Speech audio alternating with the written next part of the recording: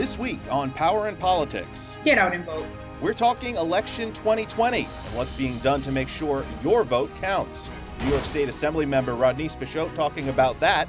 Also, Brooklyn currently has 50% response rate, and the national average is about 63%. filling out the census. The deadline to be counted is almost here. And the Assemblymember reflects on the life and legacy of Brooklyn's own Ruth Bader Ginsburg. All that and more. News 12's Power and Politics starts now.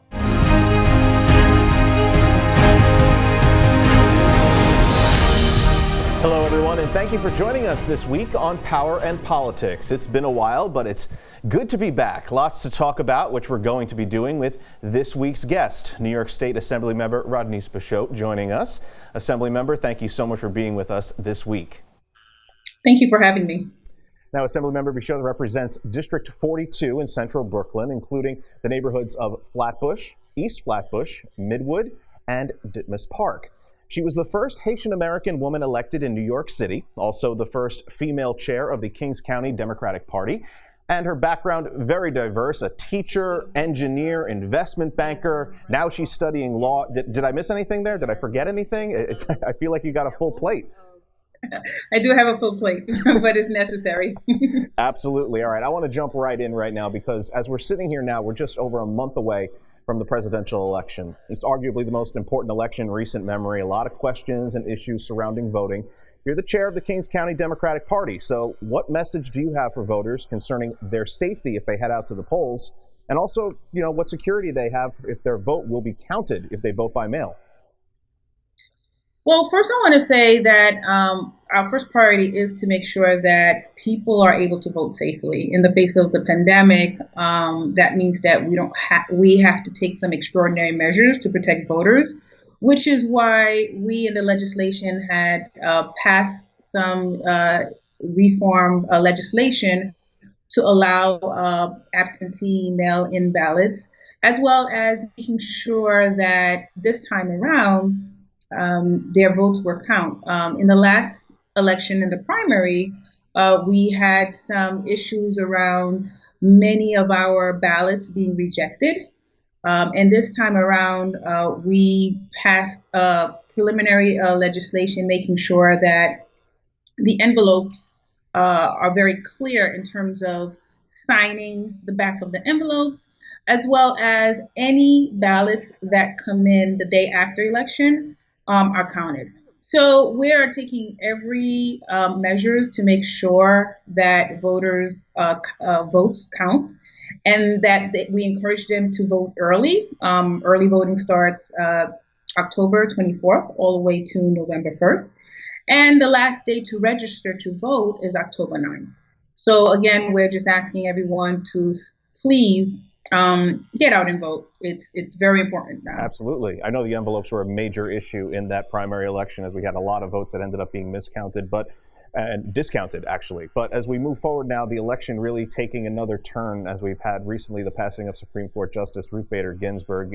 We've spoken in the past about her impact on your life, but quickly, what does she mean to you? And really, what do you think should be done in Washington now? Obviously, a big debate regarding filling her seat on the bench. What do you think should be done? Well, first of all, she's a Brooklynite. She was a Brooklynite, and she means a lot to all of us, being a very strong, hardcore champion for liberals, for women, gender equality. So we certainly will miss her and her role in the Supreme Court. Currently, right now, the Democratic Party is really tense because the selection of the next person could really have an impact on how we function on a day-to-day. It could have an impact on our school being even more segregated. It could have an impact on our health care and Medicare and Medicaid. It can have an impact on housing and the affordability for many Americans who are struggling. It could have an impact on immigration. So we're hoping that the Senate, think about what they said in the past when Obama was trying to nominate his person. They made a big deal about it, and so we're hoping that they wait till after the election. We're hoping that in the future we can bring some reform in terms of the power in the court system. Maybe having to increase the number of justices. Um, and we don't want to just increase the court to 13 justices. The lower courts have something called senior status. They more or less had it in 1937, but not under the same rules that they Right. have today. So basically, what it means is that judges over the age of 70 reduce their caseload in exchange for a pension. And if Congress created a reform of senior status for the Supreme Court justices right now, based on the 1937 FDR plan, three current justices are over the age of 70. That's Breyer, that's Thomas, and that's Alito. Two of those are part of the right wing of the court, and the two most conservative justices at that. Of course, they don't have to retire or reduce their duties, but Congress controls their pensions. So, looking again, trying to find a way that will be fair for both parties. Again, we remember there's a little bit of hypocrisy. Republicans Hmm. refused to hold a vote for Merrick Garland during the Obama's last year in office. So It's going to be an interesting battle to keep an eye on moving forward and seeing what happens with the Supreme Court. Obviously, Ruth Bader Ginsburg, such a tremendous legacy left here on the borough. Obviously, an alumni of James Madison High School. We've seen a lot of makeshift memorials there. And as we talk about high school, I think that's something that's really affecting a lot of people right now as we get ready for the school year. It started in some places, others not so much. What are your constituents telling you right now about this school year and what's going on right now? What are their concerns? What are they worried about? Because obviously there's a lot going on with the pandemic and safety of teachers, parents, and students alike. well, for one, I would say that the rollout of the schools has been widely criticized. New York City has had one of the most segregated systems in the country, and it's about to become even more segregated because people from the underserved districts can't afford to send their kids to learn in pods. Okay, in fact, many are struggling with access to technology and internet, which has been an issue with the digital divide. Parents are very concerned, obviously, about the safety of their kids, but they are even more concerned about the education status of their kids. I think teachers and parents and students, many of whom disagree on what the rollout plan should be, can all agree on one thing, that right now nothing is really a good start. I encourage working parents to look into the Learning Bridges, a new program that will provide free childcare options for children from 3K through 8th grade on days when they are scheduled for remote learning. And I would say that the truth is, New York City public education system was broken long before COVID. And I am hopeful that this crisis will lead to a revolution in education at the city level. And that is really what we need to truly reform the school systems. I'm currently working in Albany on legislation that will do that. I am a co-sponsor of the Rosenthal tax bill, which extends the top state income tax rate to 11.82% for taxpayers of making over 100 million, and establishes a new bracket rate, and that revenue will be redirecting it to the public schools, the foundation aid, which again, it was we had sued the state many years Mm. ago because a lot of these schools were stripped of their resources. So $5 billion owed to the public schools. And the vast majority of the children that are going to the public schools are minority, black and brown kids, about 67% of them. And so, once again, the pandemic has revealed where the hardship is mainly Mhm. lies. And another issue facing families right now, the moratorium on residential evictions coming to an end next month. We've heard from people for months, about how rent should be frozen, canceled, some kind of relief being needed. Just how big of a problem does this pose and what can be done before the deadline passes? Well, more than 1 in 4 New Yorkers is struggling to pay their rent. And in my district, in Central Flatbush, we have been rated as the highest eviction rate district. The eviction moratorium was extended to October 1st, and we're all aware of that. and now it's about to run out, which means that we might have a situation where the court system, the courtroom, will be packed. And currently, right now, the courts are still waiting to hear cases from February, March. So, we are looking to continue to extend the eviction moratorium. The Governor Cuomo has been doing that. We're looking to legislate that so we don't have to keep relying on an executive order. We have also put in some bills for mortgage forbearance.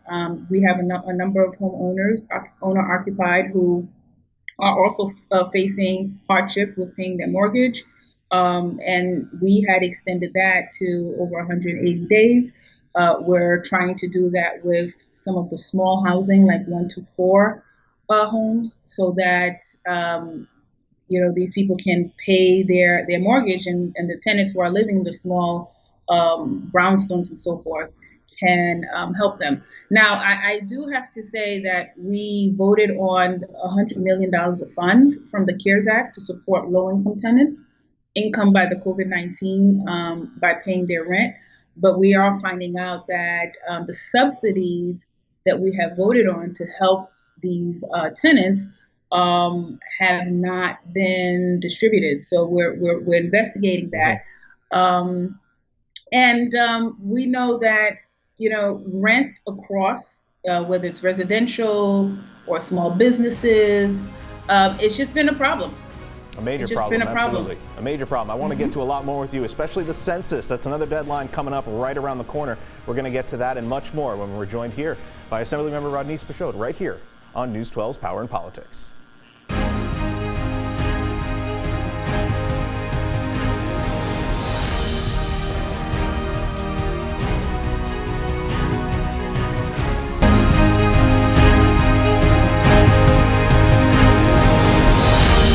Welcome back here on Power and Politics here on News 12. I'm Kurt Semder. We're joined once again by Assemblymember Rodneyce Pichaud. Thank you once again for being here with us. And we really want to talk about something coming up here, the biggest deadline coming up, I think, right around the corner. That is that deadline to fill out the census. We have seen a number of different initiatives, messages, even contests. I remember the Subway series going on to try to get people to fill this out.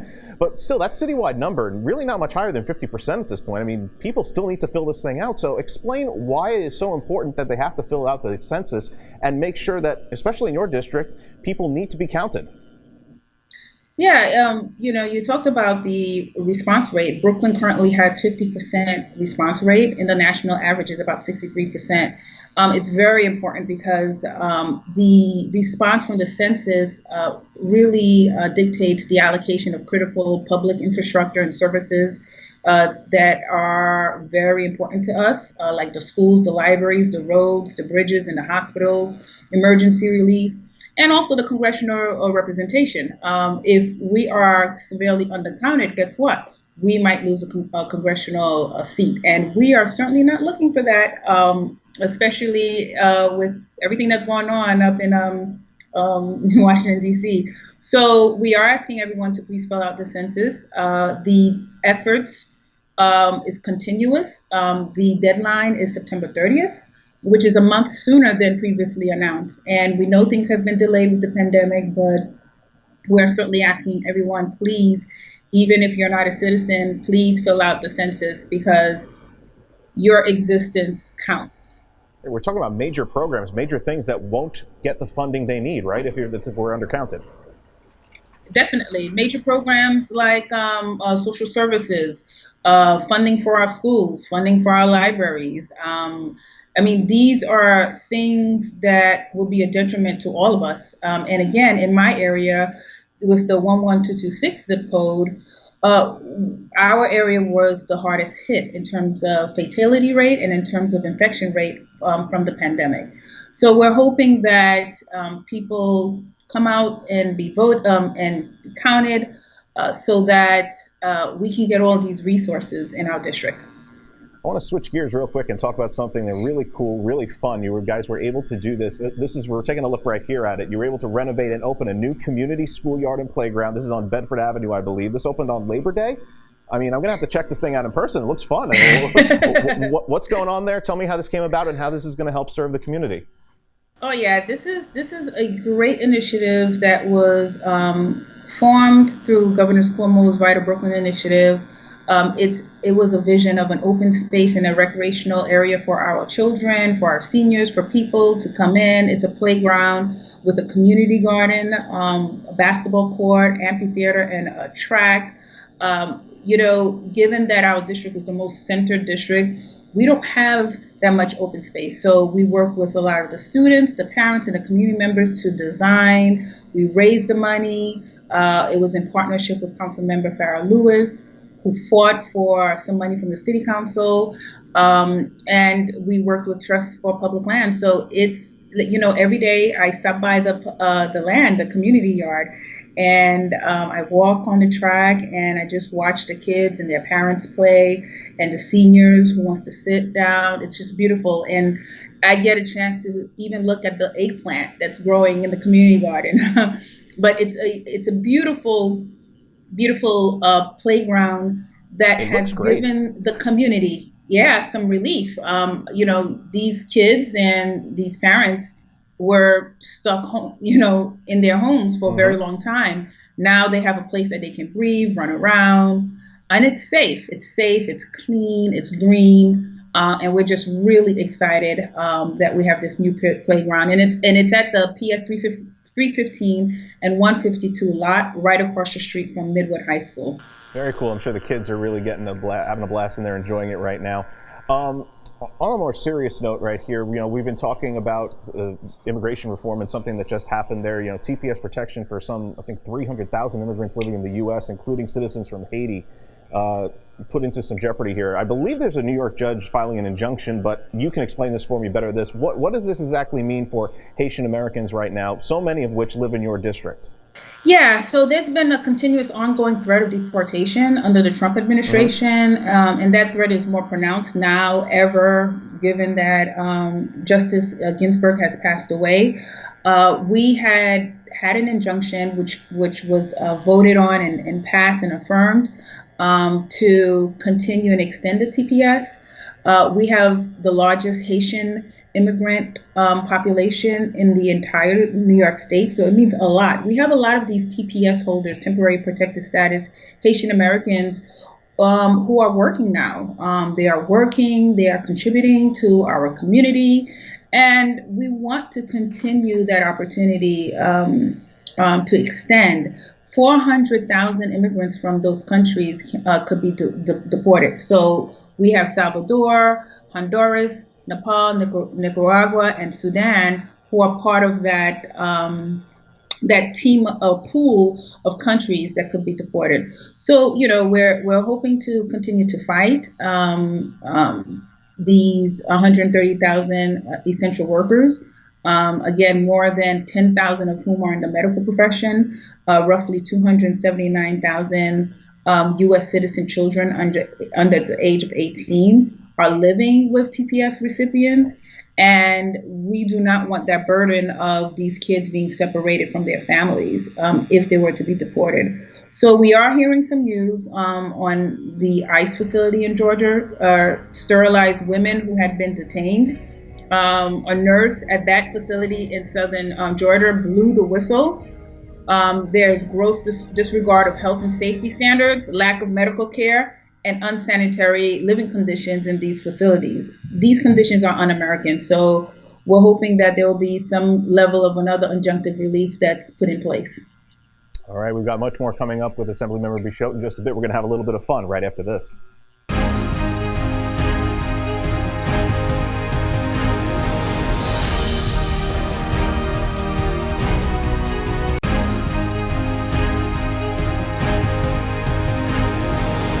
Welcome back to Power and Politics. Time now for our social spotlight. If you'd like to follow Assemblymember Bichotte over on social media, well, as you can see right here, we got you covered. She's on Facebook, Twitter, and Instagram, 3 different handles, so make sure you get them all. And speaking of handles, well, this is why you have to follow her. Check this out. You get to see clips and video of this. Look at this jump shot here we're seeing from your Twitter account. I mean, my first question is this. I think this was over at East Flatbush, this video you posted. Did this shot go in? Because it stops right before it doesn't go in. What happened here? I don't know what happened. No, like the shot goes up, and I also enjoyed the shoes you're wearing in this clip that we hear you playing basketball here at East Flatbush Court, because I know you called out Councilmember Lewis for her basketball skills. I think we got to get you some better shoes here next time you hit the courts. Well, this shot, obviously, I love playing with the youth. So I've had a number of shots playing with basketball with these great sports athletes, women's sport athletic kids on the court, and we were just, just throwing some balls in the hoops, and I was jumping high. We've had shots of me also jumping double dutch. Oh, nice. So I obviously you can see that I love playing with the youth, and many times I just like to get challenged, and I like to just join in the challenge, and it really kind of tests my skills a little bit. You never know who you're going to run into at your local park. Absolutely. Assemblymember Bichot, thank you so much for being with us this week. Really appreciate it. And don't forget, you can catch this and all of our Power and Politics shows over on news12.com in the Power and Politics section. I'm Kurt Sumner. Have a great rest of your day.